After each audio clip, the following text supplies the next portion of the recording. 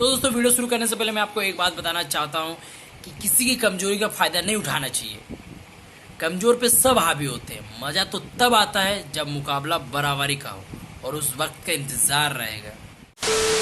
तो दोस्तों आप लोगों को तो पता होगा मेरा ज़मीन वाला मैटर, तो जिसमें मैंने वीडियो बनाया था कि मेरे साथ क्या हुआ, कैसे धोखा हुआ है क्या नहीं, उसका लिंक मैं डिस्क्रिप्शन बॉक्स में दे दिया हूँ।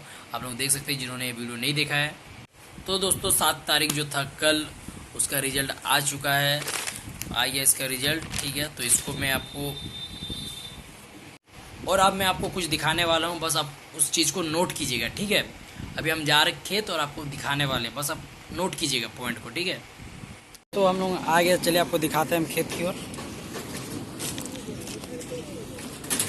देखिए अब हम आपको दिखाते हैं बालू। चलिए, अच्छा देखिए आप लोग, यहाँ पे आपको कहीं पे भी बालू दिख रहा है क्या? ना ईंटा दिख रहा है, कहीं पे भी दिख रहा है? इधर से दूर दूर तक दिखे, कहीं पे ईंटा बालू दिख रहा है आपको? जो केस हो गया, ऊपर से केस एक्सेप्ट भी कर लिया बिना देखे, मतलब कोई कुछ भी बोल देगा कि ईंटा बालू से कुछ ये कर रहा है। ऐसा कहीं लग रहा है कि ईंटा बालू गिरा हुआ है जहाँ अभी कहीं भी कुछ दिख रहा है आप लोगों को? तो बिना देखे कैसे केस एक्सेप्ट हो जाएगा, समझ में नहीं आ रहा यार। देखिए आप लोगों को कहीं दिख रहा है क्या? देख लीजिए फिर कैसे। तो दोस्तों जैसे कि देख रहे हैं आप, हम खेत पे आ गए हैं, आपको दिखाई दे रहा है बैकग्राउंड में, आप देख ले रहे कहीं पे तो आपको बालू ईंटा दिखेगा नहीं। अब देखिए कोई चूतिया साला कौन है भाई, क्या हम आपको बताते फोन। क्या कर रहा भाई तुम यहाँ? ओए खड़ा हो, खड़ा हो, क्या कर रहा है यहाँ पे बताओ? हाँ कर रहे हैं। हाँ कर रहा है साला। यहाँ पे तुमको दिख रहा कहीं ईंटा बालू? तुमको कहीं दिख रहा खेत में? देखो तो, नहीं दिख रहा ना? नहीं। तो पता है यहाँ पे ना बिना देखे, ए भाई हक बाद में लेना, पहले उठो। यहाँ पे पता है केस एक्सेप्ट हो जाता है। यहाँ पे खेत में ईंटा है ना बालू है, हाँ। फिर भी केस करता है कोई, तो एक्सेप्ट हो जाता है बिना देखे। तुम तो हक रहा, मेरा में वीडियो में रिकॉर्ड भी है, तो फिर सोच तुम फांसी में चल जाएगा। भाग जाए यहाँ से जल्दी, हम सही बता रहे भाग भाग। देख ले भाई, कोई कुछ इशू नहीं है यहाँ पे, लेकिन फिर भी कैसे केस फाइल होकर एक्सेप्ट हो जाता समझ में नहीं आ रहा। तो दोस्तों हुआ यह है कि इस केस में हम लोग को 15 दिन के अंदर डेट मिलते ही है, लगभग 5 से 6 डेट मिला हम लोग को। तो हम लोग सब डेट में अटेंड किए, सब में हाजिरी लगा के आ गए, लेकिन किसी में सुनवाई नहीं हुआ। इसी बीच में कई नेता उताओं से मिला, उनको अपनी परेशानी बताया, तो उन्होंने कहा कि चलो मैं तुम्हारी कुछ हेल्प कर देता हूँ, जितना हो सके हेल्प करूँगा। तो मैंने भी सोचा चलो कुछ हेल्प मिलेगा तो अच्छा है, हमको इस सब के बारे में नॉलेज है नहीं, तो फिर हमको भी वो लगता है कि चलो हेल्प करेंगे, अच्छी बात है। तो फिर वही उसके बाद हम जब मतलब क्या बोले, वही हमको लगा कोई सपोर्ट में तो आया, फिर पता नहीं क्या पता, कोई अब रिस्पॉन्स ही नहीं करता, सब इग्नोर करने लगे हैं। तो फिर मैंने भी सोचा छोड़ दो यार, अब क्या किसी को परेशान करना, सब अपना जगह सही है। फिर मैंने सोच लिया कि क्या यार दूसरों को भरोसा करना, जितना दूर करूँगा मैं अपने खुद दम पे कर लूँगा, होगा तो भी ठीक है, नहीं होगा तो भी कोई बड़ा बात है नहीं, कहीं कि दलाली करके तो खाते हैं नहीं, मेहनत की खाते हैं। और दोस्तों ख़राब तो तब लगा जब 2 अप्रैल को हमको डेट मिला। 2 अप्रैल को बोला कि आप लोगों का केस डेट है, लास्ट डेट है, उसी दिन सुनवाई होगा। तो हमने भी घर में बोल दिया कि 2 अप्रैल को डेट है, उस दिन सुनवाई होगा। तो ठीक है, हम लोग 2 अप्रैल का वेट करते गए। तो 1 अप्रैल को करीब 12:14 या 15 मिनट पर हमको वकील साहब फ़ोन किए। तो उस टाइम तो हम सोए हुए थे, तो फ़ोन उठा नहीं पाए। तो फिर वही हम सोने के उठने के बाद करीब 1-1:30 बजे फ़ोन किए, तो बोलते हैं कि आज आप आए नहीं, आज आपका केस डेट है। हम बोले आप हमको 2 तारीख को डेट बोले थे, तो आज तो 1 ही तारीख है। फिर बोलता है कि आज ये तो है आपका डेट, आप बताइए उस टाइम हम पापा को कहाँ से लेके आएँ, बड़े और एक तो है जो, उनको कहाँ से लेके आएँ, पॉसिबल था कुछ? फिर बोलते ठीक है कोई बात नहीं, हम लोग वकील में बहस कर लेंगे, ऐसा वैसा जो होगा आपको रिजल्ट बता देंगे। अब उस टाइम तो कुछ करने का था नहीं, अब कुछ कर भी नहीं पाते, कहीं उतना जल्दी हम लोग जा भी नहीं पाते, कहीं कि वो 1-1:30-2 बजे तक तो बस हो ही जाता, तो कुछ करने का था नहीं। पापा भी पूरा गुस्सा हो गया कि 2 तारीख को बोल के तुम 1 तारीख को बोल रहा मेरे को। हम बोलो 2 ही तारीख को बताया था, तो हम क्या करें अब? बोला दिन तो अपसेंट हो ही गया। फिर क्या पता वकील लोग क्या बहस किया नहीं किया, हम लोग को तो कुछ पता है नहीं, क्योंकि आँखों के सामने बहस होता तो पता चलता, हम लोग भी अपना विचार रखते कुछ, लेकिन ऐसा कुछ हुआ नहीं। तो फिर उसी दिन शाम में फ़ोन करके बोलता है कि बस वस हो गया, आप देखते हैं क्या होता है क्या नहीं। चलो ये बात भी ठीक है यार, चलो 2 तारीख को बोल के 1 तारीख को हो गया, लेकिन हमने भी तो 5-6 बार जब अटेंड किया था तो उसी बीच आप सुनवाई कर सकते थे, क्या कि उस टाइम तो हम लोग वहाँ पहुँचे हुए थे। लेकिन हुआ क्या कि आप 2 तारीख को डेट दे के 1 तारीख को सुनवाई कर रहे, फिर आप उस दिन देख रहे कोई आया हुआ है नहीं। अब वकील साहब को मान लीजिए हम लोग का कुछ विचार होता, हम लोग के सामने हो जाता जो विचार, कुछ तो होता ना कि हम लोग को भी ये हो जाता है कि हाँ हम लोग ये है वो है। अब वकील साहब हम लोग का क्या बात की क्या नहीं हम लोग को तो कुछ पता चल ही नहीं रहा है। लेकिन एक बात ये है कि अब 2 तारीख को बुला के 1 तारीख को सुनवाई कर दे रहे, वकील में बहस कर दे रहे, और सब तो अपने अपने घर में क्या हो रहा क्या पता नहीं, क्या पता कुछ हुआ भी कि नहीं, हम लोग को तो कुछ पता ही नहीं है। अब कैसा न्यायालय है हमको तो कुछ समझ में नहीं आ रहा है। तो जब उतना दिन हम लोग अटेंड किया तो उसी बीच अगर किसी दिन कर देते, अगर मान लीजिए अगर आप 2 तारीखों को कर देते तो भी हम लोग पहुँच जाते। आप तो अचानक 1 तारीख बोल दे रहे हो, कैसे पॉसिबल है? सब तो घर में रहता नहीं है ना, सबका काम धंधा रहता है। तो वही थोड़ा ख़राब लगा कि 2 तारीख को बुला के आप लोग 1 तारीख को बहस वस करवा दिए। फिर जैसे सुनवाई में पेपर में है हम रीड करके बताते हैं, लेकिन ये न्यायालय हमको नहीं लगता सही है, क्योंकि 2 तारीख डेट दे के 1 तारीख को बुला के फिर, और इस पेपर के मुताबिक इसमें जैसे लिखा गया है कि फलना के नाम से खतियान दर्ज है। चलो ये ठीक है, खतियान तो उसी का नाम पे हमको ही पता है। और अब इसमें लिखा गया है कि द्वितीय पक्ष के द्वारा भूमि पर ईंट बालू का संग्रहण किया जा रहा है, ईंट बालू का संग्रहण किया जा रहा है। नोट करने बोले थे ना तभी आपको, आप नोट किए थे। अब आपको खेत में लगा कि एक जगह भी बालू ईंटा गिरा हुआ था, देख लीजिए और एक बार आपको वीडियो दिखाई देते हैं। अच्छा देखिए आप लोग, यहाँ पे आपको कहीं पे भी बालू दिख रहा है क्या? ना ईंटा दिख रहा है, कहीं पे भी दिख रहा है? इधर से दूर दूर तक दिखे, कहीं पे ईंटा बालू दिख रहा है आपको? जो केस हो गया, ऊपर से केस एक्सेप्ट ही कर लिया बिना देखे, मतलब कोई कुछ भी बोल देगा कि ईंटा बालू से कुछ ये कर रहा है, ऐसा कहीं लग रहा है कि ईंटा बालू गिरा हुआ है जहाँ अभी कहीं भी कुछ दिख रहा है आप लोगों को? मतलब बेईमानी इतनी बढ़ गई है कि फंसाने के चक्कर में कुछ भी आप मतलब कितनी भी हद तक गिर जाओगे सोच नहीं सकते। अच्छा एक बात बताओ, ये जो बेईमानी करना सीखे हो, ऐसे कोर्स वोर्स किया है या फिर पैदाइश से ऐसे ही हो? अगर एक बाप का बेटा होता ना तो कभी झूठ नहीं बोलता ना, कभी बेईमानी करता, जो भी है।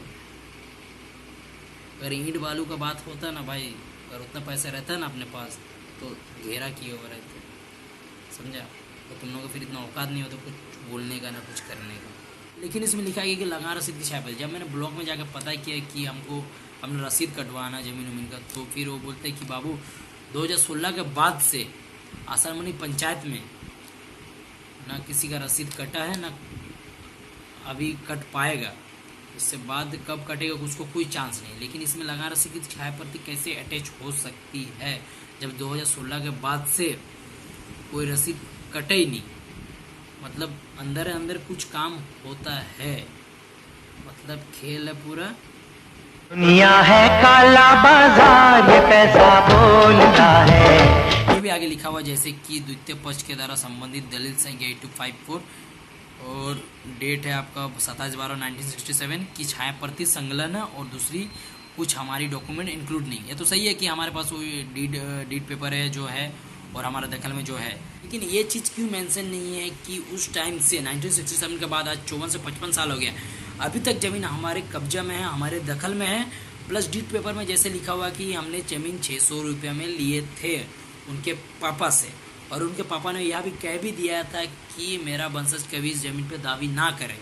मतलब बाप का बात पे कोई वैल्यू नहीं, चौथ ना बाप बेटा ना बड़ा, सबसे बड़ा रुपया।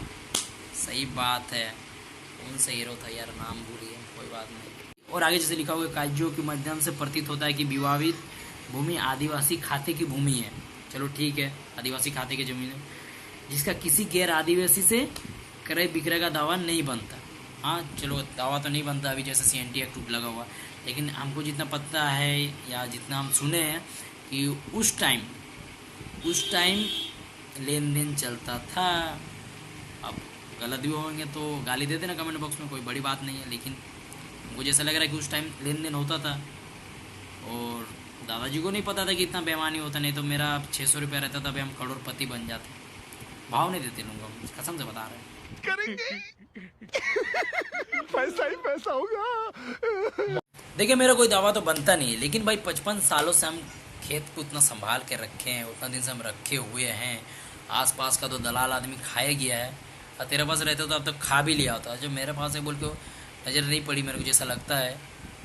लेकिन 55 सालों से जब हम उसको रखे हुए हैं तो तुमको उतना दिन से तुम्हारा नज़र नहीं पड़ा ज़मीन में, उतना दिन से आँख में लिया हुआ था क्या जो अब तेरे को नज़र पड़ी, बताओ। अब रही बात 600 रुपये का, तुम आँख में लिया हुआ था नहीं लिया तो हमको नहीं पता। जैसे कि उस पेपर में मेंशन किया हुआ है कि मेरे पूर्वज ने तुम्हारे पूर्वज को 600 रुपये दिया था, वही दोनों के बीच लेन देन था जैसा था। और अब मेरे दादाजी से जो 600 रुपये लिए हो, वो 600 रुपये 1967 का था, और अभी देने में तुम्हारी अगर नहीं फट के 4 हो जाएगी तो फिर बताना यार।